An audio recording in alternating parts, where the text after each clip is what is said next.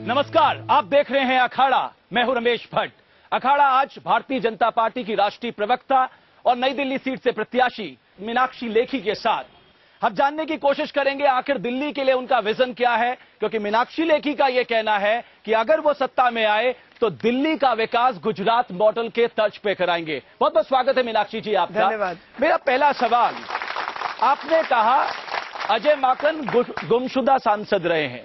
Madam, गुमशुदा की तो तलाश की जाती तो आप तो वैसे ही जीत गई, फिर इतनी चिंता किस बात की? नहीं, मुझे तलाश की जरूरत नहीं है, मगर मैं जब समाज में जाती हूँ और बस्तियों में घूमती हूँ तो मुझे ये लोग बताते हैं कि वो गुमशुदा सांसद हैं। तो मैंने बल्कि मजाक में कहा कि भाई आप लोगों ने इश्तेहार छपवा देना था तो शायद मिल जाते। आपने कहा नहीं मैं आपकी मदद कर देती हूँ इश्तेहार छपवाने में? नहीं, वो तो लोगों ने उनको पूर्व सांसद वैसे ही घोषित कर दिया है। आपको विश्वास है, क्योंकि हाल ही में एक आरएसएस का अध्ययन आया था, इस तरह की रिपोर्ट सामने आई थी कि 2 सीटें कमजोर दिखाई दे रही हैं, उनमें ज्यादा मेहनत करने की जरूरत है, जिसमें से आपकी सीट का भी जिक्र किया गया था। क्या ये बात सही है? नहीं, आज तो पक्की हुई पड़ी है ना, तो उन्होंने सही कैंडिडेट को फील्ड किया और ये सीट हम जीत रहे हैं। ये आपके लिए प्रतिष्ठा का भी सवाल है, क्योंकि ये एक ऐसी सीट रही है, आप देखेंगे इसने चौंकाने वाले रिजल्ट दिए हैं। शीला दीक्षित के बारे में कितने लोग कहते थे कि वो यहां से हार जाएंगी, लेकिन आप परफॉर्मेंस वाइज देखें, 2004 में ये कांग्रेस के पास रही, 2009 में ये कांग्रेस के पास रही, 1,87,000 वोट से विजय गोयल को हराया था। उसके बाद आप विधानसभा चुनाव को देख लीजिए, 2013 में हुए, महज आप अगर देखें तो 7 सीटें में झाड़ू चल गई थी यहां पर। तो इतना कॉन्फिडेंस लेवल क्या है? अब झाड़ू को झाड़ू लग चुकी है और जनता ने तय कर लिया है कि भारत के अगले प्रधानमंत्री श्री नरेंद्र मोदी होंगे और मीनाक्षी लेखी नई दिल्ली की सांसद होगी। लेकिन सवाल मीनाक्षी जी कई और उठते हैं। मसलन मैं दिल्ली के बारे में आपको बताऊं, 25% लोग झुग्गी झोपड़ियों में रखते हैं, जिसको हम अपना नेशनल कैपिटल कहते हैं। 49% लोग जो है वो अनऑथराइज्ड कॉलोनीज में रहते हैं। ये सब मिला के 75% बन जाता है।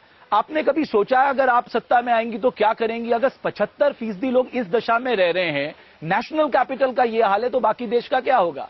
मैं आपकी बात में 2-3 बातें और जोड़ना चाहती हूँ कि यहाँ पर पानी तक की व्यवस्था नहीं है, बल्कि हमारे जहाँ पर हम बैठे हैं इसके बगल में जो सरकारी कॉलोनी है वहाँ पर पीने का पानी नहीं आता, जहाँ सरकारी क्वार्टर्स हैं और ठीक बाबा खड़क सिंह मार्ग के ऊपर।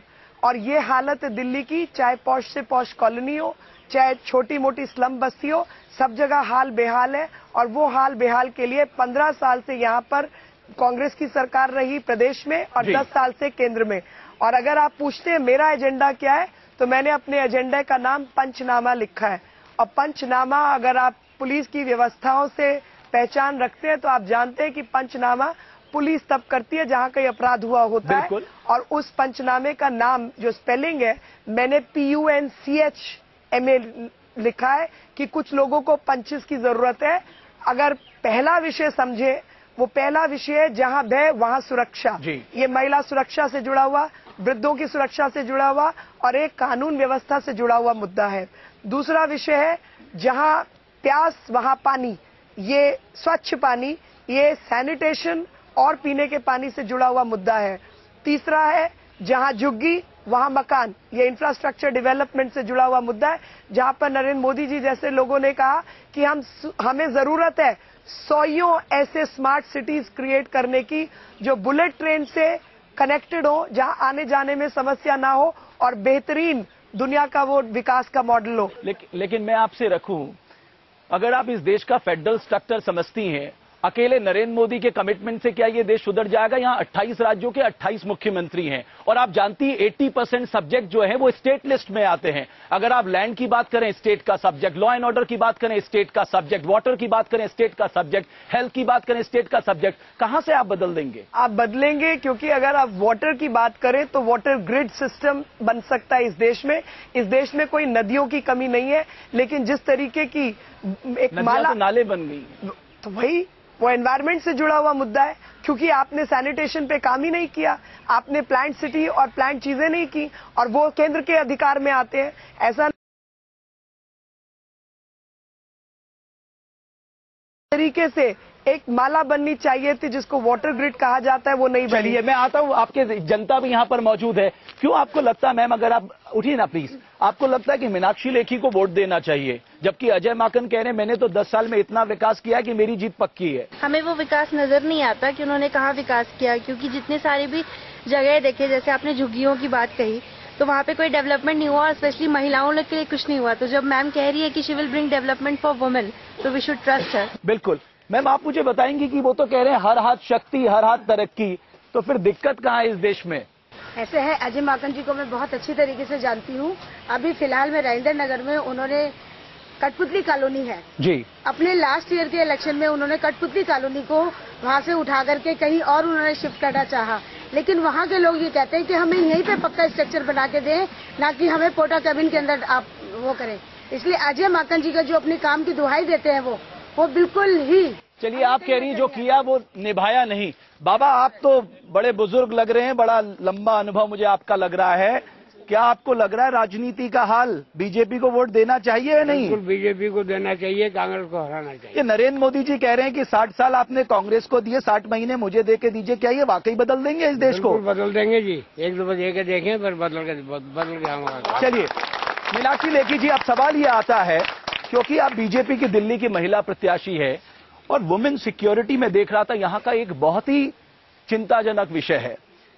अगर आप देखें क्राइम रेट यहां सबसे ज्यादा है 12.4%, और जब 53 शहरों का अध्ययन हुआ उसमें मालूम चला कि जितने भी रेप केसेस इंडिया में दर्ज होते हैं 19.3% अकेले दिल्ली में दर्ज होते हैं। किडनैपिंग और अबडक्शन में देख रहा था 23%, dowry death 14.6%, assault on women 10.9%। Madam आपका कोई विजन है, आपके पास कुछ है महिलाओं को कहने के लिए कि कैसे उन्हें सुरक्षित रखा जा सकता है? देखिए, ये भी तमाम महिलाओं के जो मुद्दे हैं वो पुलिसिंग के साथ तो जुड़े हुए ही हैं, लेकिन साथ ही इंफ्रास्ट्रक्चर के साथ भी जुड़े हुए हैं। जैसे स्ट्रीट लाइट्स का ना होना, अंधकार होना, महिलाओं की सुरक्षा और असुरक्षा के जो क्षेत्र हैं वहां के लिए आपने कुछ नहीं किया। छोटा सा उदाहरण देना चाहती हूँ कि जापान में कुछ इलाकों को मैप किया गया कि जो महिलाओं के लिए असुरक्षित माने गए, वहां पे उन्होंने नीली रोशनी कर दी। जैसे ही नीली रोशनी की तो जो अपराधी हैं उनको पता चला कि इस इलाके में पुलिस ज्यादा है और नीली रोशनी है, तो लोग भी ज्यादा चौकन्ने, सीधे क्राइम रेट कम हो गया। तो आपको तरीके इजाद करने होंगे शहर को बेहतर बनाने के, महिलाओं की सुरक्षा के लिए। Police is to public ratio, population ratio सबसे खराब है आपका। आपके पास इतनी बड़ी जनसंख्या है, पुलिस आपके पास मुट्ठी भर तो नहीं आप है। केंद्र में आके क्या बदलाव ले आएंगे? वो फिर again law and order is the state subject? नहीं, केंद्र law and order is a state subject, but अगर जो तरीका चलता रहा तो दिल्ली के अंदर तो सीधा सेंट्रल सब्जेक्ट है ही, उसको आप बदल सकते हैं।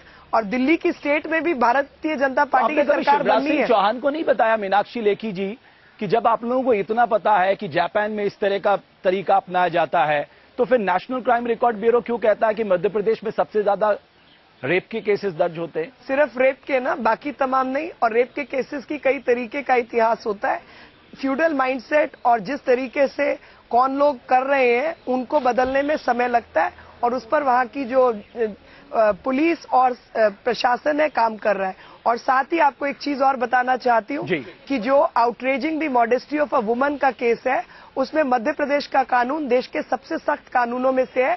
Disturbing a woman of a dignity, कपड़े उतारना या कुछ उस तरीके की हरकत करना, उसमें वहां पर उम्र कैद तक की सजा है। अब आपका दूसरा बड़ा मुद्दा था कि आप दिल्ली का विकास गुजरात मॉडल के तर्ज पे करना चाहती हैं। गुजरात मॉडल पे मैं चर्चा करूंगा, आइए कुछ और लोगों से बात करते हैं। आप मुझे प्लीज बताएंगे, एक बार उठेंगे, कि आपको क्यों लगता है कि नरेंद्र मोदी से इस देश को आशा होनी चाहिए? ऐसा क्या आपको लगता है कि उन्होंने किया है इस देश में, या उनका कंट्रीब्यूशन रहा है कि अगर उन्हें मौका मिले तो वाकई वो देश की अपेक्षा और आकांक्षाओं पे खरा उतर सकते हैं? उन्होंने देश के अंदर देखा कि जब कोई गरीब व्यक्ति सुबह सो के उठता है, उसको पानी नहीं मिलता है, उसको बिजली नहीं मिलती है, बच्चे को दूध नहीं मिलता है, शिक्षा के नाम पे स्कूल जाना है, उसको स्कूल नहीं मिलता है। गुजरात मॉडल के अंदर उन्होंने गरीबों के लिए और मिडिल क्लास के लिए जो सुविधाएं देनी शुरू की, आज हमें लगता है कि देश के अंदर सब होगा। चलिए, आप कह रहे हैं कि देश के अंदर बहुत कुछ होगा, आप कुछ बोलना चाहिए, आइए ना आगे आइए, बताइए।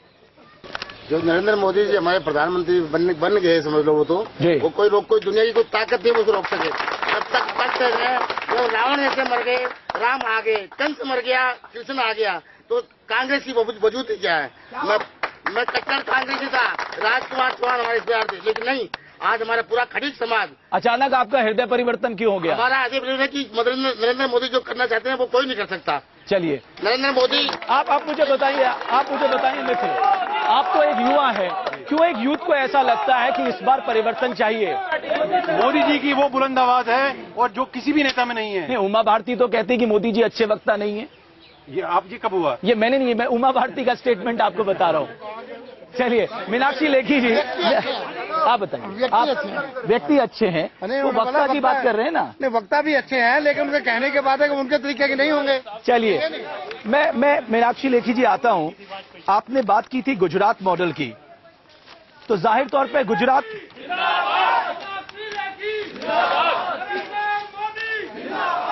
मॉडल पे मीनाक्षी जी चर्चा कर लेते। वाकई इस देश में गुजरात मॉडल पे डिस्कशन होता है, इसमें कोई दो राय नहीं कि अगर ग्रोथ रेट को टारगेट किया जाए, गुजरात उन बड़े राज्यों में आता है जिसने अपनी ग्रोथ रेट को सस्टेन किया है।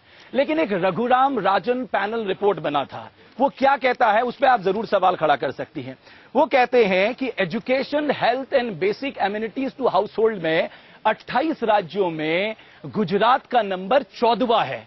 अब मैडम जो 14th है उसको आप दिल्ली में इंप्लीमेंट करेंगी तो यहां तो बदलाव आएगा नहीं, फिर आप गुजरात मॉडल को यहां कैसे इंप्लीकेट कर सकती है? आप उनसे पूछिए। रघुराजन रिपोर्ट जो है वो काफी क्राफ्टेड रिपोर्ट है, वो कोई सही रिपोर्ट नहीं है। वो आपने चैलेंज नहीं किया कभी? चैलेंज करने की जरूरत नहीं है, क्योंकि प्लानिंग कमीशन का डाटा उसके खिलाफ है। अनलेस की प्लानिंग कमीशन झूठ बोल रहा है तो रघुराजन कमेटी पे मेरे को बात करने की जरूरत है। ये तो UNDP report 2011 census, national family health survey, planning commission, ये सब लोग फैमिली हेल्थ सर्वे कौन से साल में हुआ?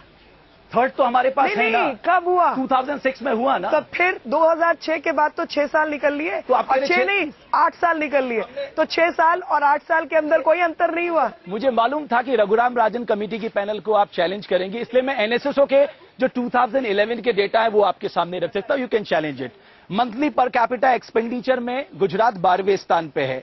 पॉपुलेशन खासकर पॉवर्टी एरिया के मामले में 14वें स्थान पे है। इन्फेंट मोर्टेलिटी रेट के मामले में 17वें स्थान पे है। फीमेल लिटरेसी के मामले में 15th रैंक है। Out of school drop out ratio के मामले में 17th है। ये चैलेंज जो है इसका बहुत स्पष्ट चैलेंज है कि आप ये रिपोर्ट बता रहे हैं, आप ये नहीं बता रहे कि 10 साल पहले गुजरात की क्या हालत थी। नहीं, उन्होंने तरक्की की है, इसमें कोई सवाल नहीं है, लेकिन आप कह रही हैं मैं उस मॉडल को यहाँ इंप्लीमेंट करूंगी, तब मैं आपसे बहुत और उल्टा सवाल पूछ रही हूँ। और वो सवाल ये है कि 2001 के अंदर जो जेंडर रेशियो गुजरात में था वो 854/1000 था, आज वो 928 है। और उसके बाद आप कहें कि यहाँ इन्फेंट मोर्टेलिटी रेट में या किसी में कोई तब्दीली नहीं हुई तो वो आपकी गलती होगी। दूसरी बात, प्लानिंग कमीशन जो है वो लगातार गुजरात को 6-8 इनाम दे चुका है, और आप कहें कि उसका वो मॉडल गलत है, वो गलत होगा। तो मध्य प्रदेश को भी मिला है। एक मिनट मध्य प्रदेश शिवराज सिंह चौहान के कामों को आप लोग कम आंकते हैं, नरेंद्र मोदी के आंखों को ज्यादा आंकते हैं। उन्होंने 18% एग्रीकल्चर ग्रोथ हासिल की है, 18% पुरस्कार मिला। किसने कहा कि मध्य प्रदेश काम नहीं कर रहा? मैं तो ये कह रही हूँ कि भारतीय जनता पार्टी के जितने मुख्यमंत्री हैं बेहतरीन काम कर रहे हैं, और अगर आपका ऑलरेडी जो रेट है वो 18 है, उसको 19 करने में आपको समय लगेगा, लेकिन जो 0 है उसको 18 करना आसान है। आप ये कह सकती थी कि सब छत्तीसगढ़, मध्य प्रदेश और गुजरात का मॉडल में मिला के यहाँ दिल्ली में इम्प्लीकेट करूंगी, केवल गुजरात का मॉडल क्यों? नहीं। इस वक्त जो गुजरात का मॉडल है वो सुन लीजिए, और थोड़ा सा पेशेंटली सुनिए।